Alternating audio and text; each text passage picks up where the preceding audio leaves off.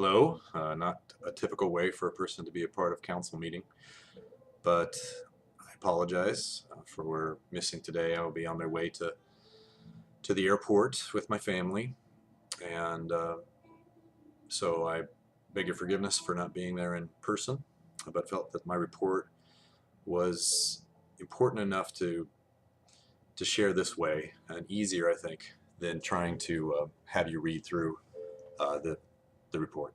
So I'm going to share just two things with you. These are two things that I'd like to begin to move forward as a part of the vision of the congregation.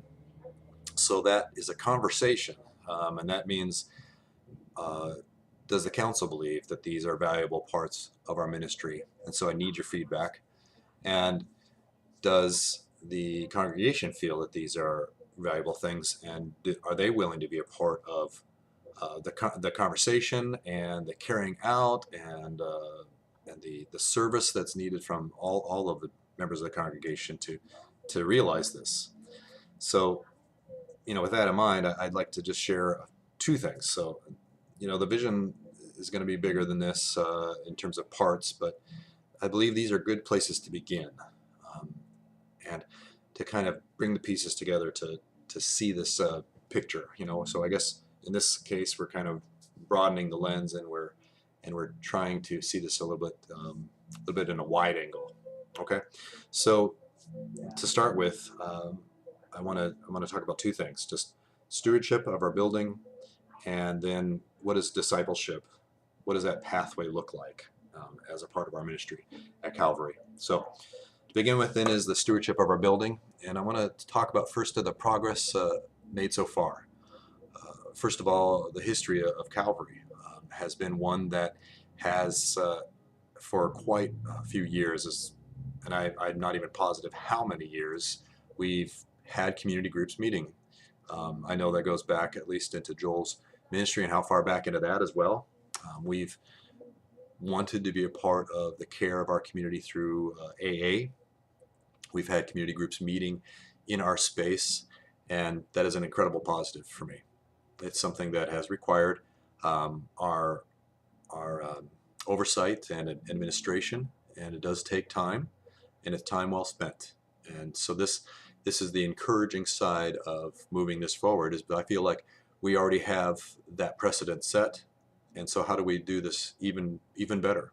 Because what I believe is going to start being a good problem is running out of space, and that's what I'm really hoping for. That problem. We've already had to have a few times of restructuring our space so that we could use kitchen and fellowship hall for the cooking class. That's great. That's a great problem to have. So the progress so far is that this is a part of who we are as a congregation.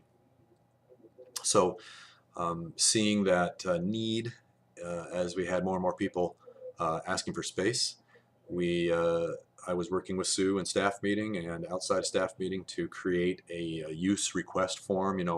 What is the information that we've been needing so far? Where are these different forms coming from? We had multiple forms for different kind of functions, and so we combined that into one use request form, which is be part of my packet that you'll have in front of you today, and also as a part of the conversation just about ministry and in the works of what's working, what's not working. When is the alarm set? When are the doors locked? When are they not? So just an assessment of our security, who has keys, who has the code, who has access to different parts of the church.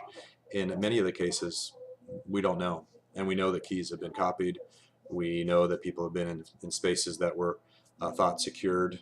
So we don't know exactly where we're at in terms of security. But we also are going to try to move forward on that. We have in a lot of ways. The other side of this is cleanliness.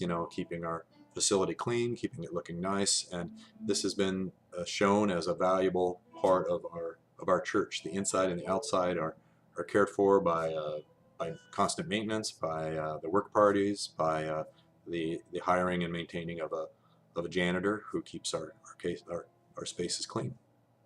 So what I've been measuring in these last couple months in council is the community spaces, and these are those community spaces, the fellowship hall and the education wing. But the next space that I'd like to see added to that is the library as both library and community office. Um, so, as part of the process, as the cleaning of the library, preparing it to be a multi-use space has been fraught with some difficulty and communication lessons on my part. And so I'm hoping that we can continue to develop that space. So just a little warning, I have not included the library as part of my report. So that would add a whole additional third more in terms of community space hours of use. And that would mean that our numbers that are hovering around 40, 45 would go down. So some policies that need some questions answered and some conversation with the council is who needs to have an additional insurance rider? Which groups require an insurance rider for liability for our sake? We need to decide when do we charge that there's a fee, a specific fee, and when do we request a donation. And with what events that we have started to make policy on this and to create written policies, moving it towards a policy manual will probably be good, is when does the final approval for that space need to be brought to the council? So if it's a single-use thing, a short amount of time, no conflict, is that something that can be made within staff? Is that something that can be delegated to myself and to Sue? Or and is it only when it's a group that's using it maybe for profit, or is it a group that is going to be continuing throughout the year or long term? Is that when the council needs to be a part of the decision? So we're starting to make movement on that and helping make policies for that. So trying to wrap up those loose ends would be helpful. So one of the requests I'm making of the council and talking with Jeff, talking with Sue, asking the council to consider how we're going to do security and access. I really do feel like having the ability to get a code to different people so that we know who entered our building at what time, and to know that they are the ones who potentially could have access to the building at that time. To me, that would be excellent. If we can combine that with ADA access to our front doors and have people coming through those areas with that code, to me that's a win-win. We increase the access to our space. People as they have less and less mobility, this makes the worship space accessible. This level, of course, the main level of the building, that doesn't help for our downstairs, but I do believe that does fit the spirit of why access was important to the giving of those designated gifts. Finally, to just talk a little bit more about our community office. In the packet that I gave you in my article for the Clarion, I wanted to introduce you to two people making requests for that community space, and that's two counselors, interns, who need the hours and see Staten as an underserved area and are excited about the possibility of being here and teaming with us at Calvary. Kathy Crawford is also does life planning as a social worker, a trained social worker, so she'd like to have access to this space. You'll see her advertisement out there on the bulletin board. So what resources need to be in that space? We were given two great chairs. We have made the space a little bit cleaner, less volume of books. The wall still needs to be painted, but it's very close. Do we need to have a simple copy machine in there, a printer or something? We have an accessible computer in there for access to the internet. What other resources could possibly go in there? I'm excited about that. The community office, to me, that would be just one more way for a person to have it, who would come into our building, who would be in Calvary space, who would see and understand that this has been a blessing to them. So it is my request that we could move forward with the counselors. I showed you the insurance policy information that they had in this packet. Could we consider them as a possible use for our community office? So the second part I want to talk about, and this will be shorter, but the discipleship pathway. And basically, how do you move from being a person who doesn't follow Christ to being a follower of Christ, who's a disciple that makes disciples? Okay, so what does it mean to follow Christ is basically the question here, and how does that happen?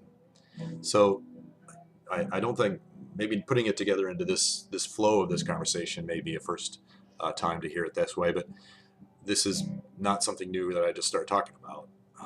It's putting it together, and so let me do that. The first is that community connections are important. You know, how do we as a church serve the community?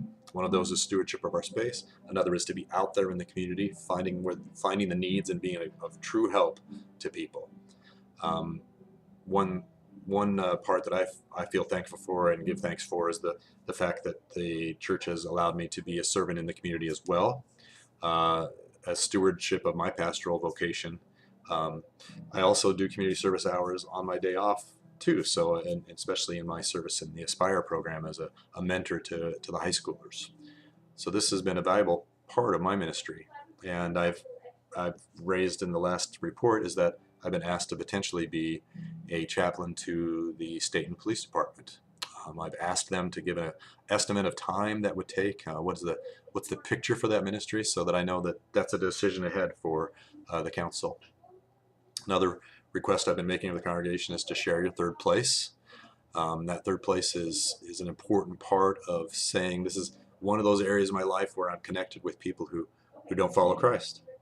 Now, it's true that not everyone is able to name a third place. Some people, with their limited access or the particular place that they are in life, aren't able to do more than to be a service at home and to come to church. So third place is not an essential component that everybody has to be a part of, but my continued requesting of it with the allowance for if you're not able to have a third place, to just engage in the conversation and to connect with and be a part of the vision of the congregation. Finally, I believe that the more people hear Calvary, the more people see the cooking classes here, the more people recognize that our reputation becomes part of the mental landscape of people in this community. That's a valuable thing. Secondly, then, I'd like to continue to build on the possibility of mentoring. How can we move youth who are confirmed into ministry places, in all ministry places? So can we have people who are mentoring them specifically for being a deacon, for being a part of the different teams that we have right here in the council? Can we have youth being mentored into that leadership position or being a part of teams and committees? So that changes access times for meetings. When are those meetings are going to be? When can people who have jobs, who have school, when can they come together to be a part of that team? I would like to see the council consider changing the voting age that's in our Constitution. To me, it should be when they're confirmed. I mean, we're stating that they are responsible for their faith, that they have now made public confession of their faith, that they're willing to die for their faith. They need to have a voice at the congregational meeting. And I believe this needs to be changed in our Constitution. If we're going to bring this before the congregation in other constitutional amendments, this should be one of them that is changed. I'd like to see, whatever our future name for our elders and deacons, I'd like to see a junior deacon, a person in training, a person who has similar responsibilities under that mentoring supervisory role in a youth, as a youth. And finally, caring for the flock as part of our work as elders and deacons. I'm not concerned with a name that comes out for this group. Deacons might be appropriate, since licensed deacons are no longer going to be a part of the work of our district. Deacon might be a good title because there's change, but there's less change, and people might be okay with that title. Under shepherds is a good name because it indicates what this new role or refined role. Honestly, this role is already a part of our Constitution and bylaws in the service of spiritual care to the people under their care. That's already in our Constitution. But this would remove what most people think of as elders and deacons, that they are the ones who help in the church service. So I'm hoping that we can continue to revise that model in a constitutional amendment to make a team for probably one of the biggest investments of our time and resources internally is our worship service. And we don't actually have a team. It's just a single mention in our Constitution in the elders and deacons that there'll be an elder, connecting with the worship committee that's never defined. So having a separate team for worship, that to me is a win. having separate people who are part of the leadership of the worship service that's open to anybody sounds like a really good opening up of the ministry.